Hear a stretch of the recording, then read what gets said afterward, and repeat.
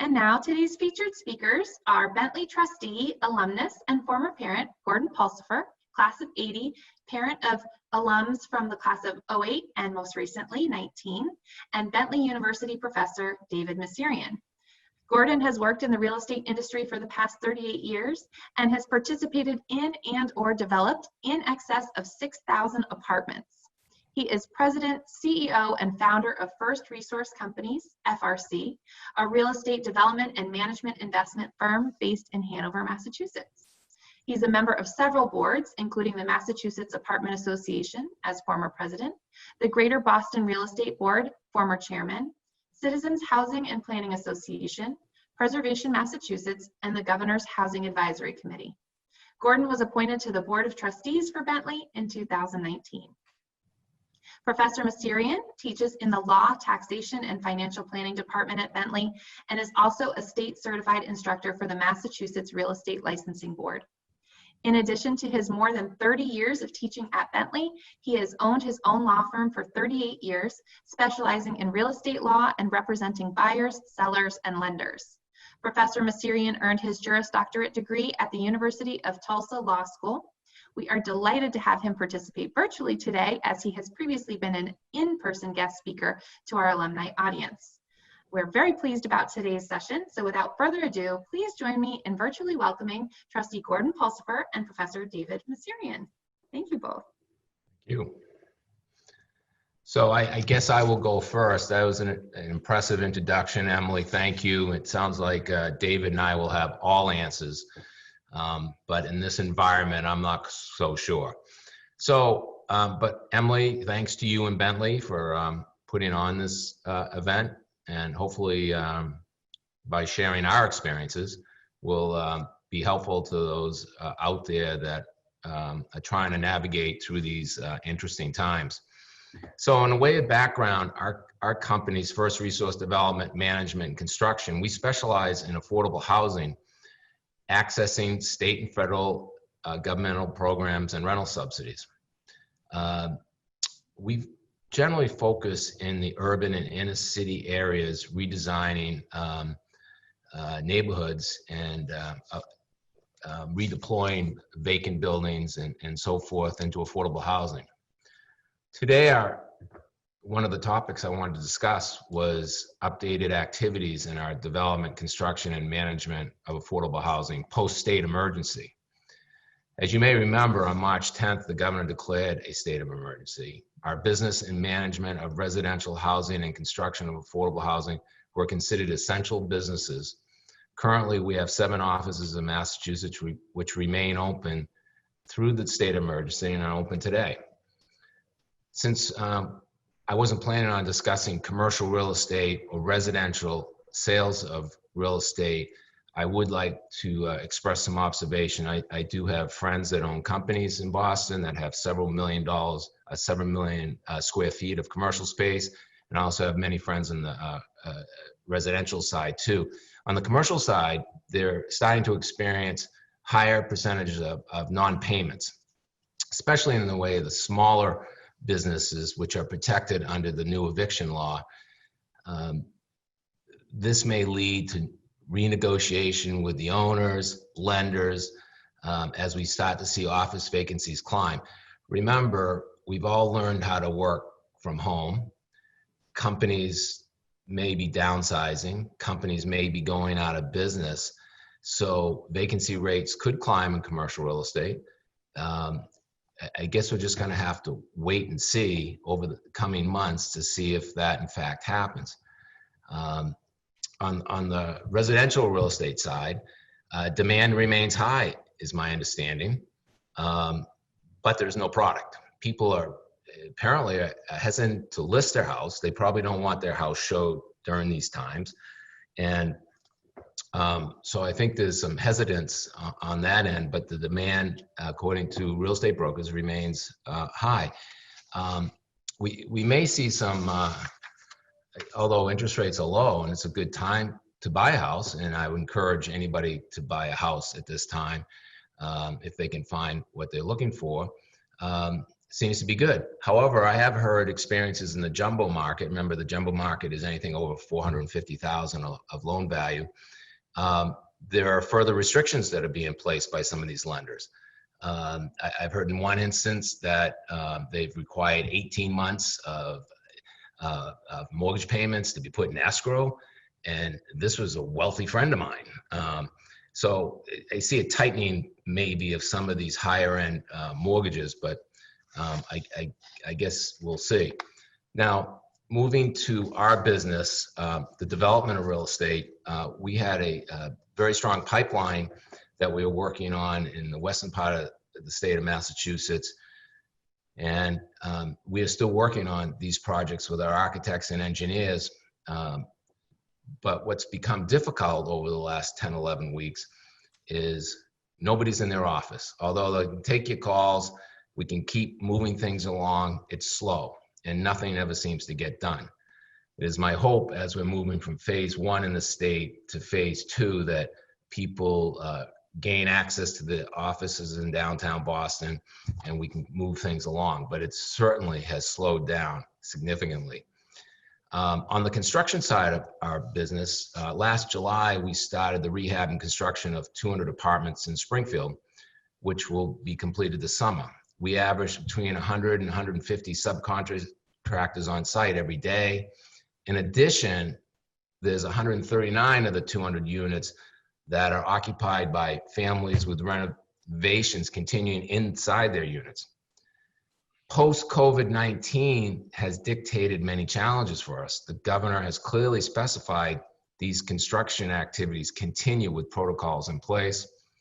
Many of you have heard of construction being shut down totally in Boston and Cambridge and some of the other communities because the mayors have gone one step further than the governor and shut them down. Since the beginning, we've been concerned that the governor could shut down all construction activities in the state of Massachusetts. So we've worked very hard to make sure that we've protected our subcontractors and our residents. Some of our protocols on the construction sites consist of daily certification of every subcontractor, wearing of masks, maintaining 6 feet of distancing, wash stations throughout the project, and most importantly, limiting access to the construction site so people just don't wander around, don't wander in if they're not supposed to be there. With these protocols in place, we've been very fortunate that none of our contractors have contracted the COVID-19. Our other challenges include entering occupied apartments to do renovations. In this situation, we normally require residents to vacate during the day so we can perform the work and clean and sanitize before they return. This doesn't always happen. Sometimes people don't leave and it creates even more difficult situation. But our staff's been able to work through it and work with the residents in order to keep them safe.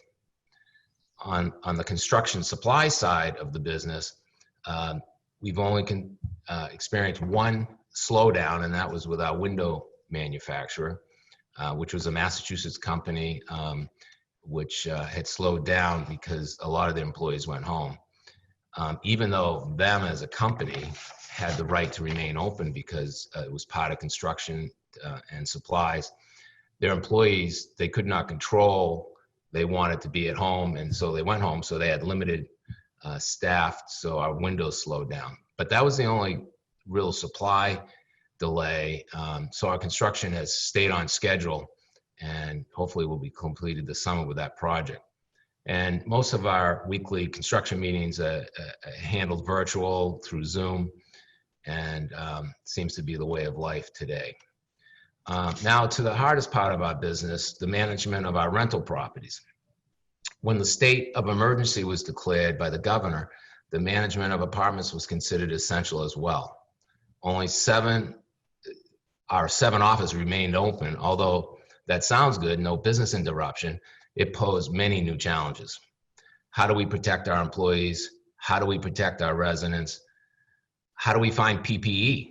I mean, it wasn't like you could, at that time, to go on Amazon and buy a mask was, I'm sure we all tried it, it was like zero. And many of the overseas suppliers promised, and then Then we heard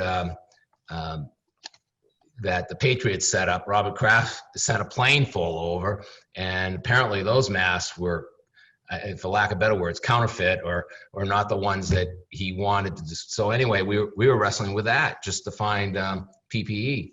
And then we had to figure out how to isolate our employees, and the biggest thing is to maintain morale. All our employees would go home at night to friends and neighbors who stayed home. And our employees had to come to work. And it was a big challenge, that plus keeping them safe. So what we did is we immediately separated our maintenance personnel from our office personnel. Maintenance personnel would stay outside, on site, on the properties, in the maintenance shop, and our office employees would stay inside. What this would do is if someone contracted the virus, then we wouldn't have to send everybody home for a 14-day quarantine. So we limited that access. To protect our office employees, we have a transaction window and a counter, intercoms outside to keep the general public outside and to operate that way. On our maintenance side, only emergency work orders were being performed to protect our maintenance personnel. The majority of the maintenance personnel time was spent on cleaning common areas 7 days a week in order to keep our residents safe. This became the new normal. Although our employees have been concerned over the last 11 weeks, they have met all of these challenges. And for that, we will be forever grateful. During this time, the conducting of regular business has been greatly impacted with the courts. As many of you heard, the courts remain closed. Combining this with the passage on a moratorium on evictions and foreclosures during the pandemic has created even more concern. On April 20th, 2020, the Massachusetts Governor, Charlie Baker, signed into law emergency legislation adopting temporary moratorium on non-essential evictions of residential and small business tenants, as well as temporary foreclosure and moratorium on occupied units, 4 units or less, and forbearance relief on residential mortgages. You heard me talk about small business up under commercial tenants earlier. That's one of the problems some of these commercial landlords are facing in Boston, is small businesses have stopped paying their rent in a lot of cases, and they're protected under this law. Temporary moratorium began on April 20th, as stated, and will continue to August 18th, or the date that is 45 days after the governor lifts the state of emergency, which none of us know when it will happen. The act temporarily freezes non-essential evictions against both residential tenants and small business, as stated, whether for-profit or non-profit. Non-essential evictions means evictions of non-payment rent, those resulting from a foreclosure, no-fault evictions, cause evictions, alleged cause that do not involve allegations of criminal activity. Now, we can evict for criminal activity. And the courts will permit this. So that's the only exception. Now, it doesn't apply to small businesses that have 150 or more employees or a public traded company. So there is a safe harbor there. So what does this all mean? Landlords, we can't take action to terminate a residential tenancy. We can't send a notice to quit. We can't demand a tenant to vacate. Courts cannot accept any summons or complaints. Courts cannot enter a judgment or a default. So let's say the courts open tomorrow. That'd be a great thing, but we still can't do anything for 40 days. Courts can't issue an execution for possession. Sheriffs can't deliver notices, and landlords can't impose late fees. After all this, the tenants are not, however, excused from their rental obligations, nor is the landlord's ability to recover rent owed impacted once the moratorium expired. It's a very interesting law. It's my understanding that it's the first in the nation to have passed. There were no public hearings. No lawmakers were allowed to speak out against this law, although one tried because we pushed him into the arena and he was quickly asked to exit. A law like this usually takes a year of debate. This particular law could be considered unconstitutional because it blocks access to justice. One could ask the question, why was it even necessary? Because the courts are closed anyway. So anyway, there'll be a lot of discussion on this. We'll see what happens. But moving on, our challenges in managing rental housing is now moving on to the next phases, phase 1 and phase 2, which generally means we're going to return to business. We know it's all coming. So the things that we haven't been doing in the management business, some of the routine repairs, apartment inspections, returning to life the way it was. Remember, nothing has changed. We don't have a vaccine. The fears and concerns are still there.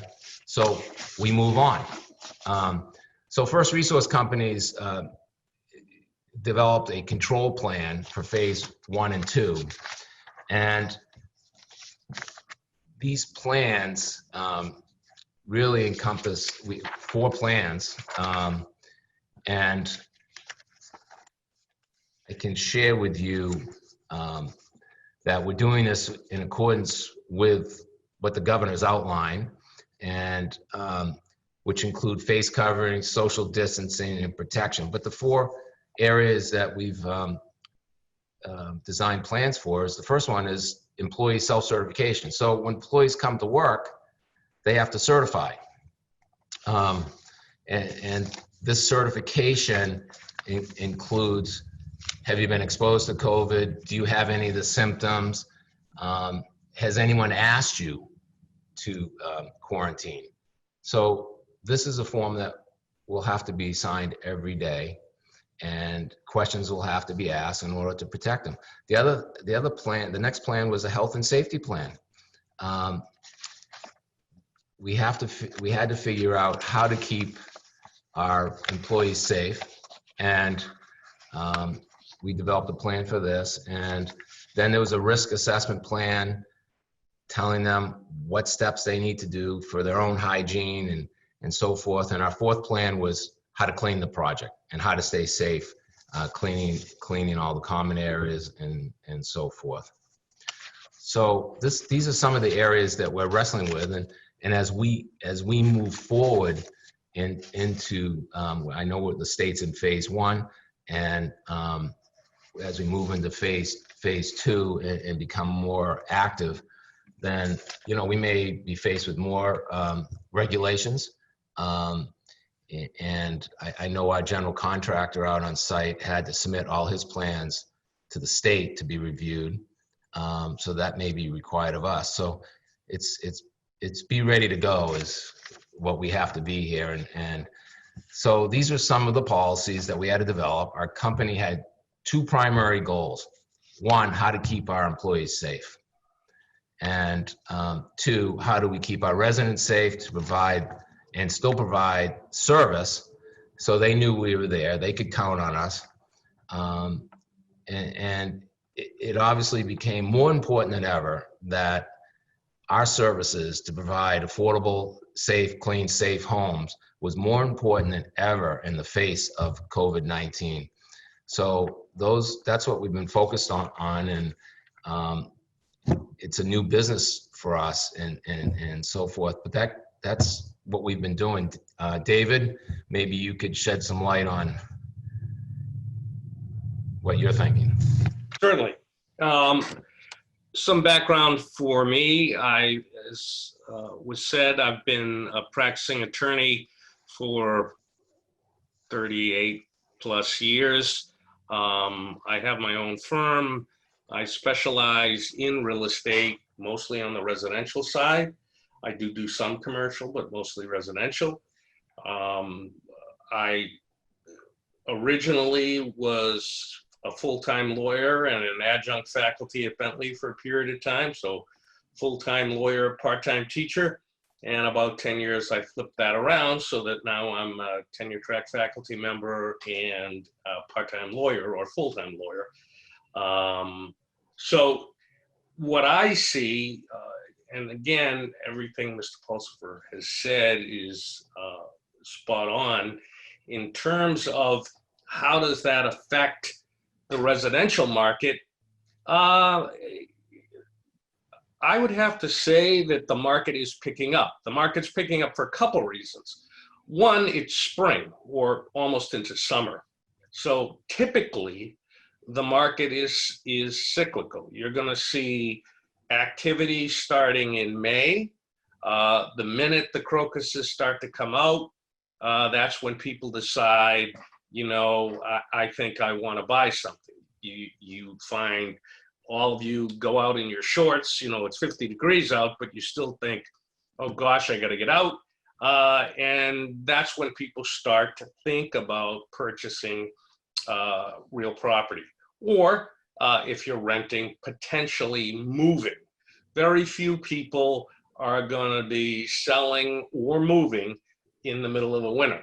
Very few people say in the middle of February, I think I'll put all my stuff in some boxes and move them somewhere else. So what you're going to find is this cycle. So it's picking up now. Typically, when we hit July, it's going to calm down a little bit, and then it's going to pick up again just prior to September. In terms of, is this a good time to buy? I would say yes, presuming you find what you want and you're not paying more than the thing is worth. As Mr. Pulsifer said, the supply is light. There's not a tremendous amount of supply out there.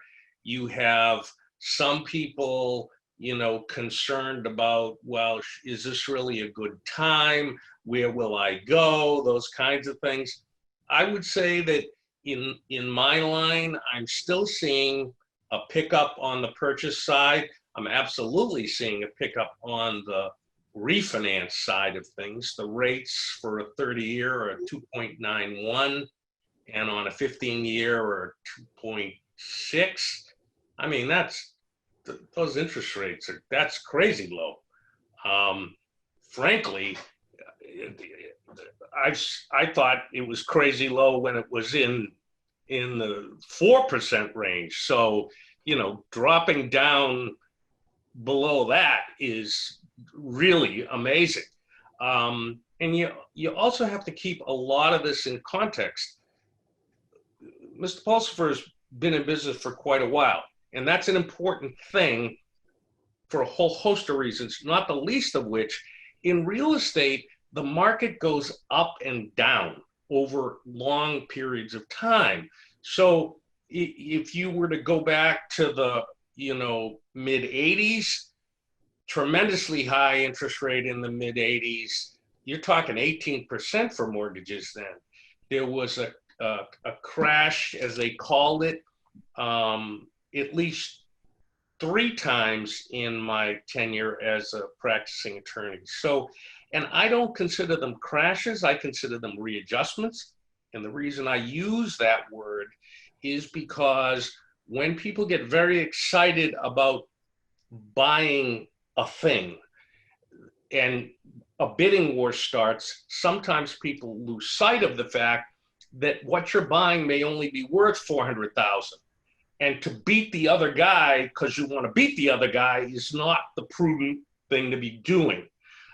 So what you have to do if you're interested in purchasing now, and again, I come from the school where I was taught there's a limited supply of real property.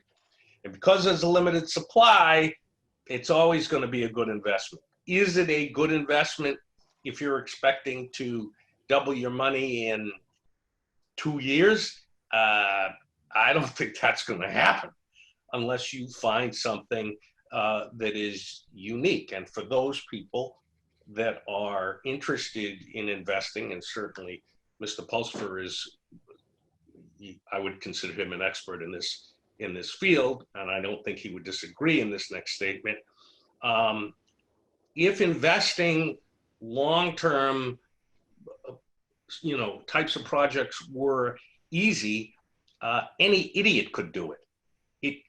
It's the person who can find a unique piece, who can see the potential of something where others may not, those are the people who are going to do well. Those people who are searching, who are looking, thinking about what would make this valuable. And I've always been of the theory that just because somebody says, well, you can't do that, that may be true, but more than likely it's because it was too hard for them to figure out. And I've constantly trained my students, if you want something, spend the time, invest the time researching, checking it out. And a lot of that stuff is online now, so we can find out quite a lot about what's going on with a piece of property, what's development going on. Mr. Pulsifer has already stated that the courts are closed. And at my end of things, you know, I'm a trial attorney. That's a problem. So when clients say, well, you know, why can't I go to court? I said, well, you can, but they won't let you in. So, you know, there's, until the Supreme Court opens the courts up, we can't get in there. And I was recently told by a clerk in a court, and we'll leave who that court was off, they said, even once we get open, judges are going to be very, very cognizant of the fiscal position people are in. So if you're trying to evict people for non-payment of rent, you're trying to, you know, collect money judgments, you're going to have a hell of a road to hoe, because the courts are going to be bending over backwards, and appropriately so in many instances, for people who are having financial hardship. Again, that doesn't mean that things cannot be done. It simply means we have to do them in a careful, thoughtful way. And I, as an attorney, and I'm a trial attorney, I don't think going to trial that should be your last resort. Because if you want to go to trial, truth be told, the person that's going to make money is me. The likelihood is that you're not going to make any money. And I'll tell you why. Because people who don't pay their rent don't have a giant pile of money in their living room and are saying, haha, I'm not paying you today. They don't have the money. It may have gone somewhere else. Maybe they spent it at Foxwoods. Maybe they took a vacation to a state they weren't supposed to. Who knows? But the fact is they don't have the money. They may owe you the money, but they may not have the money.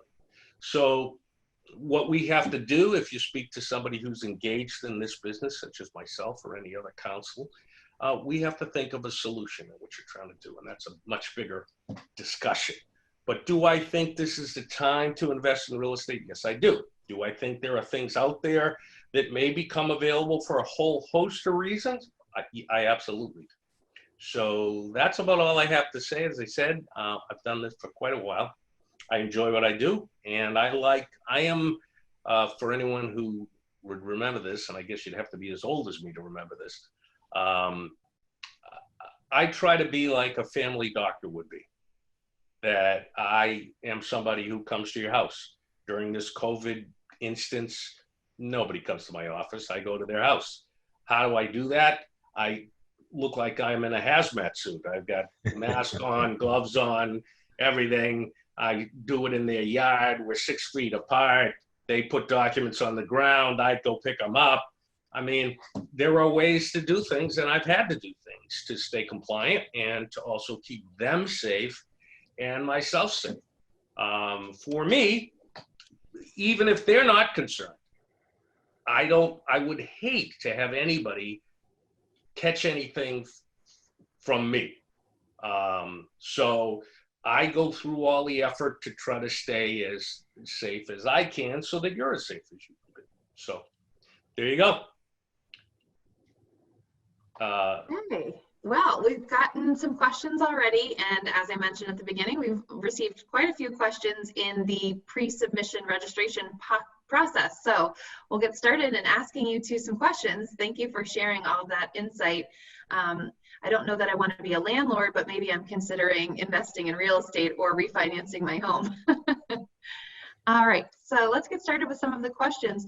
One of the questions that we received was around laws protecting small business owners from evictions. So perhaps you can speak to that. You spoke a little bit about tenants, but small business owners as tenants, how do they protect themselves legally? Well, it really depends on what state you're in. I realize people are from all over the country on this webinar. In Massachusetts, they're protected, small businesses, under the eviction bill, as I stated, as long as you're not a public tenant, a public business, or have 150 more employees, you are protected. And that doesn't mean you don't owe the rent. That means getting delayed and taking advantage of the system may be very common. And what I'm hearing from my friends in Boston is that every month, every payment, it's a discussion. It's a negotiation. It just goes on. I mean, people can't get in their offices. They can't conduct their business the way they once did. And some of the businesses are non-existent right now. So maybe they have no revenue. So there's all these discussions going on. But I can tell you one thing, they're not making any more commercial space in Boston, or very little. And so, yeah, there could be temporary vacancy, could be temporary, there could be defaults. So I'm not sure if I answered your question, Emily, but that's the protection they have in the Massachusetts area.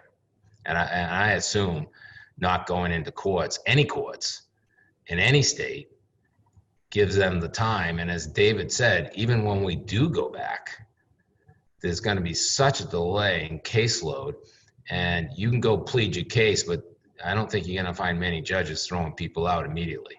And they would rather see a payment schedule or an agreement made and work things out in light of the circumstances. So there's a long road to hoe here, and we'll see what happens. The other issue about the question, is there any protection? You have to differentiate between a legal obligation and what's going to happen practically. It's kind of the difference between what we learn in law school and what we learn when we actually go out into the field. Okay. The law school answer to the question is, you have an obligation to pay your rent in a timely fashion. You have an obligation to abide by the contract that you signed. Now, if you were in a position where you could negotiate a clause in your contract that covered something like this COVID issue, that would be amazing. Highly unlikely, since this is kind of the first time this ever happened, but you know, possibly act of God, unusual circumstance, that kind of thing. But again, I'm relying on the fact that it's going to be in your lease. If in fact it's a typical commercial lease, that's going to be pro-landlord. Unless you're Neiman Marcus, you don't have a whole lot of negotiating power with the landlord because you want the space. So from that perspective, no, there isn't any protection in that way. But as was said, in terms of, are you going to get evicted today? No. Why? Well, there's no way we can do that. I can't go to court. I can't get in there. I can't get a judgment. And as was said, you have to understand, the minute those courts open, people are going to fly in there. But the problem will be the judges are going to be sympathetic to what has happened to these people. I would suggest you concentrate on a different point, though.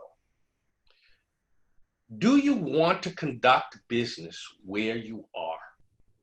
If the answer to that is yes, the landlord wants you to pay the rent, but the landlord is not an idiot either. The landlord would much rather have you stay and keep paying or do something for the temporary time as opposed to just you stop paying in its entirety.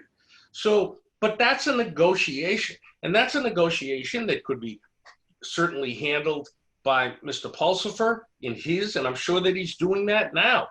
Is that something that we would rather not have to do? Of course it is. But you have to understand, we're in a situation right now. You can moan and cry and be unhappy, or you can think in a forward fashion and say, okay, what can I do? What could I offer? And the way that I always think about that is, what does the landlord want if you're the commercial tenant? What does he want? What, if I was in his position, what could I offer him? What could I do to make it all work out so that I can get through this time? He gets some money. Maybe we put that rent on at the end. I don't know. There's a whole lot of different permutations that we could do. But I think if you come at people with a reasonable offer, note the word. Don't just come to something like Mr. Pulsifer and say, yeah, I don't want to pay rent for the next 4 months. Well, because he's not going to listen at that point. If you say something that's unreasonable, the person you're speaking to will shut down.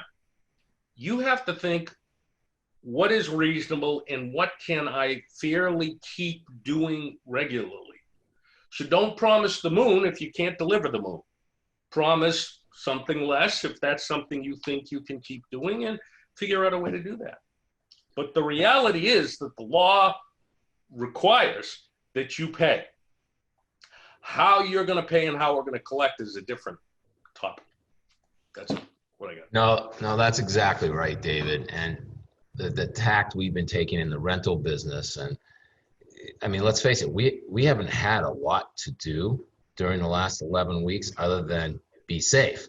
So what we have done is developed even a stronger relationship with our tenants.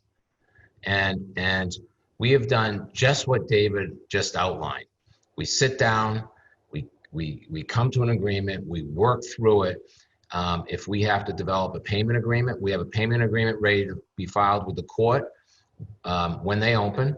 We also have located a lot of state resources to help tenants pay their rent. And there's a program in Massachusetts called RAFT. We've applied many times and helped our residents apply many times for this assistance. And no matter what state you're in, there may be assistance to tenants and residents of your apartments. So I would suggest that you check that out. But in Mass, there are several resources available to help. But thinking you're going to evict somebody and push that issue, you're better off trying to figure out an alternative path, especially if you like the resident.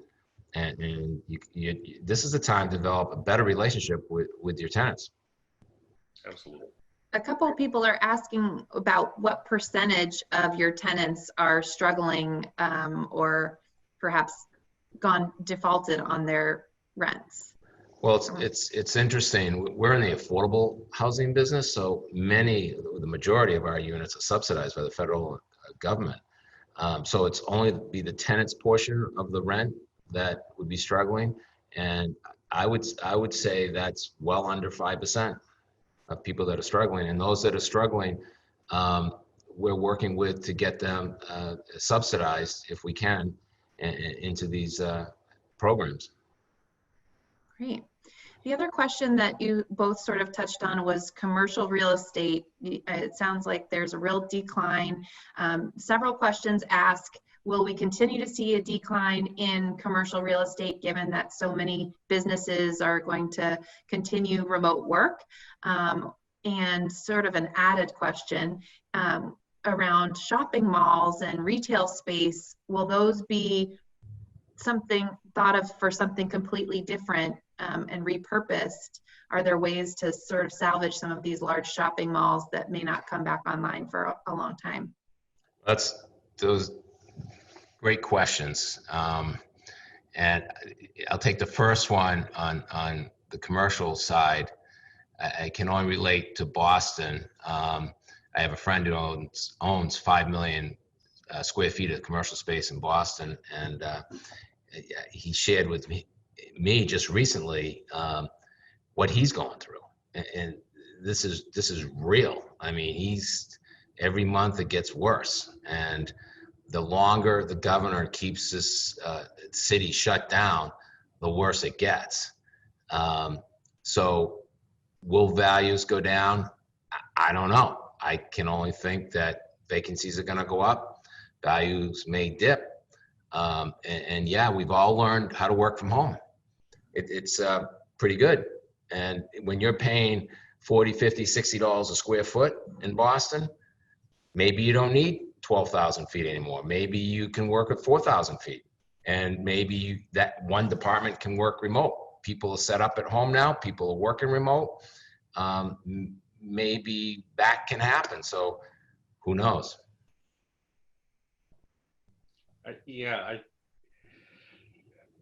Will the mall disappear?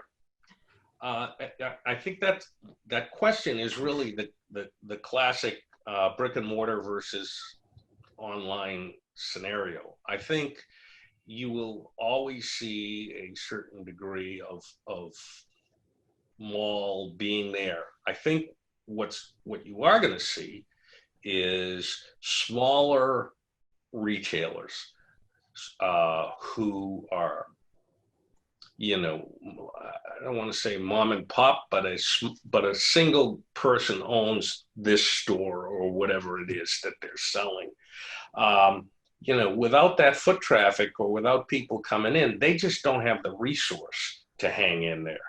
Does that mean that mall is going to die and never come back? No, I really don't think that's true. I think it makes sense that, yes, there will probably be a certain amount of small businesses that just will not be able to weather this, because it takes a certain amount of capital, if you think about it, to keep paying everything and to keep going. So they may unfortunately close, but I don't think that means that others will not come in. But yes, certainly businesses have now found other ways to do business. Are we going to stay that way? I can't imagine that we're going to stay completely that way. But I do see that if I was a company that I could save, $100,000 a month by having half of my people be remote, I might do that. That may not be the worst idea in the world. Having said that, there are some logistic issues. Are they actually producing all that they could be producing? What is the downside of them being at home versus being on site, that kind of thing? So I think commercial will take a hit for a little bit. On the mall side, there's over 100,000 malls in this country, and we're seeing a lot of them being torn down and repurposed. People like shopping in open air malls. They combine those a lot of times with housing, restaurants, and it's becoming a new way of life. I know our home office is here in Hanover. We have a mall that's being taken down right behind me, and they're building housing. They're going to have an open air feel, and so they're repurposing a lot of these malls because it's prime land. They're in prime locations for the most part, and so I think you're going to continue to see that across the country. Yeah, perhaps this will speed the process up. A few questions have come in about vacation properties and second home ownership. So can you speak to investing in vacation properties? I know somebody mentioned specifically Cape and the islands. I would say most of these questions refer to domestic second homes. Yeah, I think that's still going on, but slowed down drastically. I think, let's face it, that market is for people that can afford a second home. Last year, they changed the interest deduction. So we're capped out at $10,000 per year in your interest deduction on your Schedule A. And I think people are concerned when you're paying real estate taxes and you can't even deduct it. So you might set it up as a rental property and so you can take advantage of those deductions. But yeah, no, I think I'm concerned about the first home, one with a lack of inventory and finding what you want. But that secondary market, I look at that as on hold. I see a lot of for sale signs down the Cape. And I don't see a lot moving. But I think as we get into phase 2 in the state of Massachusetts and heading to phase 3, I think that market will pick back up. I really do, because those people are out there, but those people are going to be looking for deals. And just because you're asking $5 million for a home in Chatham, be happy if you get a 3.8 offer. They're going to be looking for deals because everyone thinks deal. So with interest rates the way they are, and David went over this, I think the interest is going to be there. And you brought this up a moment ago, that the second home, as an investment, the issue is going to be how are you going to get tenants into this vacation home depending on what's going on around. So if you're asking me, would a vacation home make sense in a year or two? Okay, yeah, I consider that if I'm thinking about it having an investment property on the Cape, but that's after I see phase 2 roll out, where everything's going to settle, so that I get a sense of what I'm getting myself involved in.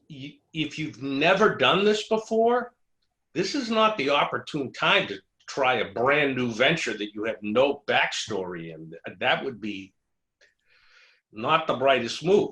On the other hand, let's say that you are in whatever kind of work where you can work at home. Your company is fine with you working at home, and your income's coming in and you're making plenty of income, and you want to have a vacation home somewhere else.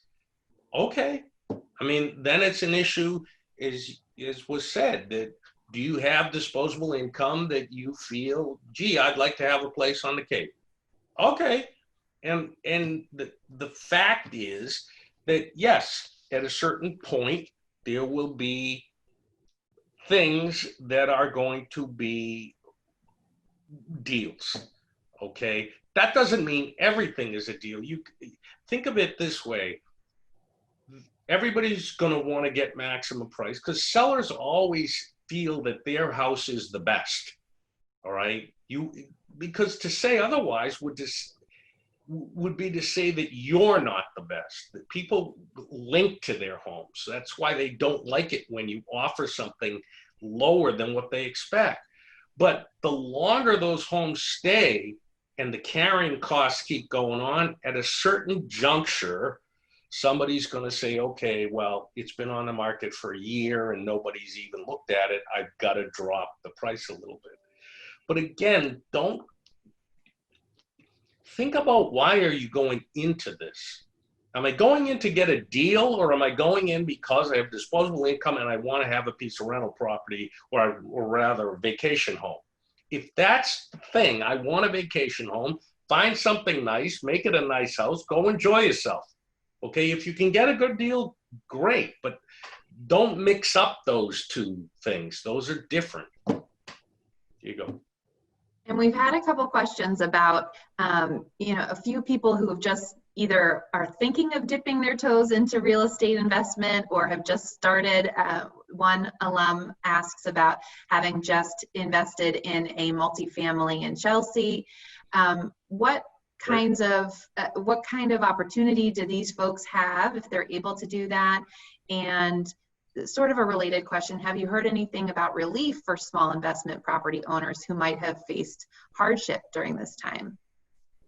Well, so there's an opportunity, right? Yeah. And a sort of a hardship question.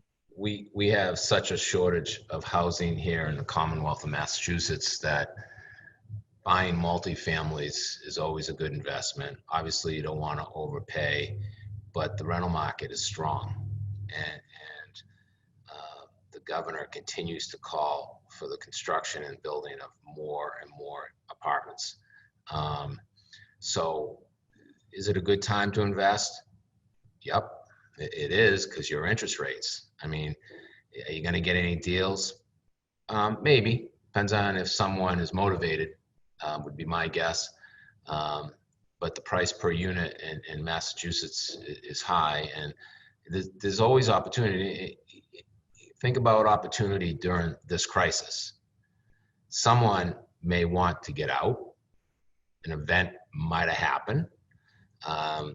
You know, they might not have managed what David and I outlined in the court system. We at our company specialize in messes. So anything that's difficult, that's what we do. When someone else doesn't want to do something, that's what I want to do. And so I started with 4 families and 3 families and 2 families and worked my way up. So I encourage anybody to buy rental housing, especially in the state of Massachusetts, where we have such a strong rental market. I can't agree more with what Gordon said. And I applaud him for doing the mess or working with the ones that are the mess, because that's what distinguishes the casual investor from someone who this is what they do.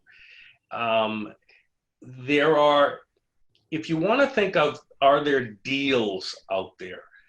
The deal is the one that you find that others don't see the beauty in it. They don't think about that it might be possible to do something with this. But that takes time. It takes investment. It takes, and by investment, I mean investment of your looking. Thinking about, okay, who's the audience that I'm going to rent this to? Is it going to be college students, small families? What is it going to be? What do they need? What's around that area that I'm going to do? Could I maybe, you know, what is the zoning in that area for that structure? Is it zone 4 family, but it's only a 2 family? Could I in some way change that? There are a whole host of things that you could potentially do, but it takes work. It takes thinking about where you want to go and then taking all the appropriate steps to go there.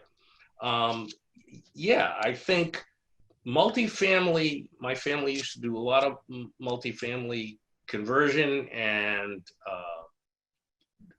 that's, if you can figure out where is the next opportunity, I think that's the biggest thing that you can do. And there are certain things you got to understand. Yes, right now, COVID is all in our mind and it's all consuming. But you think about it this way. People have to live somewhere, all right? People have to eat. People have to work. Those things are going to continue. They may continue in a slightly different way, but they are going to continue. So if you have something to offer people, a home that is in a good area, and by good, the definition of good is, what are those people looking for? A good area for a college student is not necessarily that might be close to Bentley, as an example, or close to other colleges. You know, wouldn't be good if it was, you know, in the western part of the state and they had to drive all the way to, you know, downtown Boston. For them, that's not good. So the question is, who am I renting this thing to? And Gordon has I'm sure, a huge team of people that rehab and work and do all kinds of things. But frankly, even for the sole investor, there's a lot of things that you could do yourself that involve cleaning it up, painting it, you know, those kinds of things. It's the old school way of sweat equity where, yeah, you are working to clean this property up, to buy it, and to fix it. Are there opportunities? Unfortunately, in this way, and I hesitate to say this, but when people decide to leave the area for whatever reason, when they can't stay here for whatever reason, those people's homes ultimately get sold. And your careful watch on that kind of thing may make that opportunity present itself. It was actually easier when the courts were open because foreclosure notices were getting filed, foreclosures were getting reported, those kinds of things, which would tell you that a person might be in some kind of fiscal distress. And there's a whole host of reasons why a person could be in fiscal distress at that time. And you might be able to help them out of that by approaching them and working out some type of deal where you buy something from them and or from the bank. So those opportunities are there. It involves you looking for them. So. And just to kind of talk a little bit more about opportunity, people are asking about a shift in both corporate entities and residential housing moving to other parts of Massachusetts outside of the city. So what is your thinking on whether or not people will start to move further and further out of the city, both on the corporate side and on the residential side? And somebody is asking specifically, what's going to be that next Somerville of Massachusetts? Are we going to see it further out towards Worcester or Springfield, or maybe continue to stay within the closer suburbs of Boston? No, that's another good question. And how many people are done commuting? That's really public transportation. I'd be a little nervous about getting on a subway, a bus, especially after what's happened here in Boston and also New York. That's very concerning. Anybody that can work remote will obviously jump at that opportunity with their employer. The question is, how will employers? Now, a lot of employers like being down Boston. They want to be there. That's where it happens. That's where it's at. But that shift, Emily, really started many years ago of moving to the suburbs. And we've watched the suburbs of Boston grow. We've looked at the opportunities that have happened in Roxbury. I mean, the housing that's been built there, all these communities, and we went out to Springfield 20 years ago, and because no one ever wanted to go there. I don't even think most people in Massachusetts knew it even existed. And we went out there to do one project, and almost 100 buildings later, we're still doing projects. And so, yeah, what's the next community?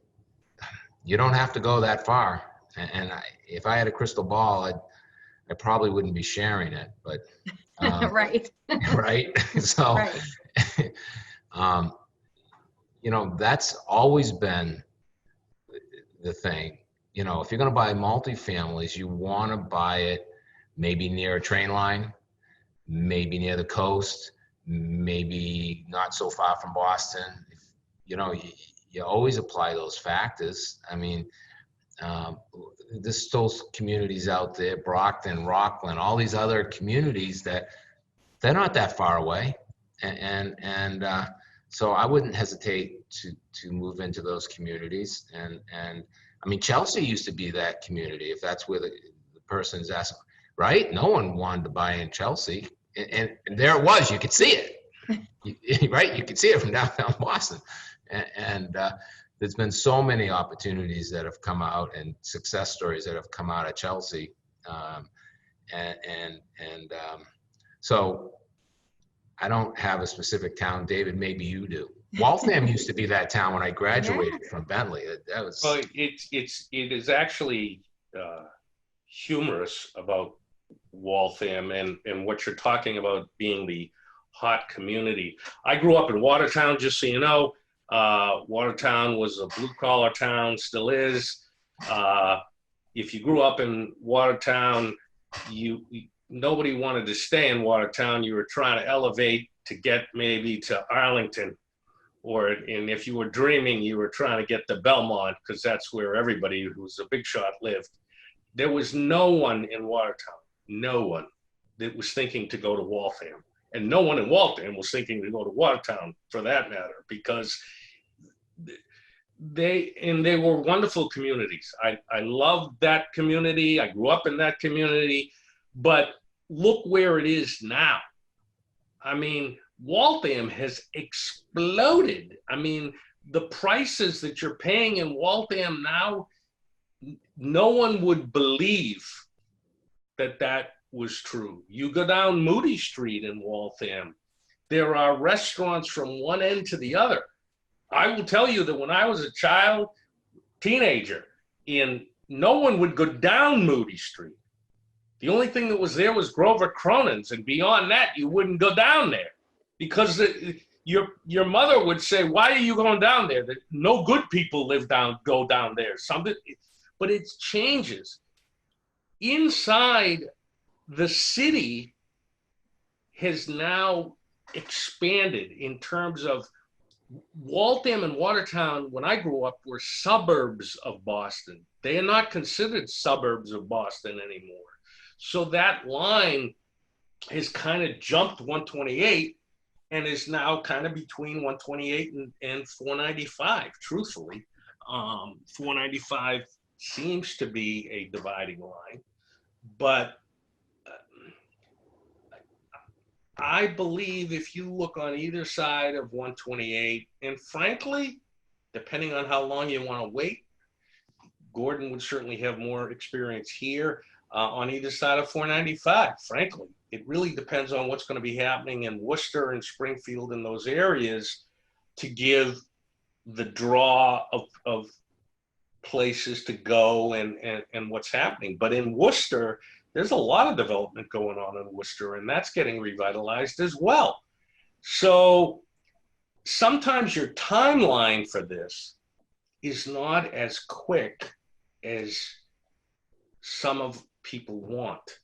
In other words, look at how long Gordon has been working at this to get to where he is. I mean, that didn't happen overnight. That happened with a lot of hard work, a lot of investment, a lot of time to go up. And that's how real estate works. It's more of a slow and steady wins the race kind of thing than it is that you stumble on it and you're a multimillionaire overnight. That's really not been my experience. So, but if I had, and I would tell you, but my crystal ball fell off the table this morning and broke, so I can't tell you where it is. All right. Well, we're coming up against an hour here. Thank you both for talking for so long. I'm going to give, unfortunately, we won't be able to get to all the questions. There's so many good ones, but I'd like each of you to just, if you would give us a couple more of your thoughts for, especially we have a lot of younger alums on, any advice for those in the real estate business? Well, if you're interested in investing in real estate, I would totally encourage that. There's just no better investment. And if you're willing to dig in and do the work, and it can pay off. Putting money in the stock market may not be the right thing to do. If you can invest in real estate, I would recommend. It's not for everybody, but I know it can be very rewarding. And as you pay down your mortgages, sell, reposition, grow, it can be very helpful. If you want to buy a house, and this is your first time buying a house, I think it's a good time. And it's, as David said, the interest rates are so low. Even if you can get the LIBOR rate is 0.017. I mean, I don't know when I've seen it that low. And so I would definitely encourage, and I always encourage first-time home buyers, don't stay in that home too long. Go to the next home, and then go to the next home. Keep moving up. That's one of the biggest single investments we can make in our lifetime is in a home and real estate. And you can make a lot of money if you're willing to move. And so anyway, I encourage investment in commercial real estate as well. If that's what you want to do. I am concerned about the small strip malls. I have a friend who's specializing in that and focused on that, but I just don't know how they compete with these new malls. And let's face it, people are going to go where they feel most comfortable and do the shopping, doing their eating, doing their dining out and takeout and so forth. So but I just don't think you can lose in multifamily housing. And I encourage that because people pay their rent generally. I would agree with everything Gordon said. For those of you out there that are potentially first-time home buyers and the like, I'm more than happy to talk to you. You can email me if you want. It's dmissirian@bentley.edu. Feel free to shoot me an email and ask me a question. And no, I'm not going to charge you to answer the question. It's my pleasure to pass along whatever information I have to you about that. It can be scary. I will tell you this, and I mean it sincerely. Please come to a professional when you're doing this kind of thing. This is buying a home, and your uncle may be a very wonderful dentist, okay? But he or she is a dentist.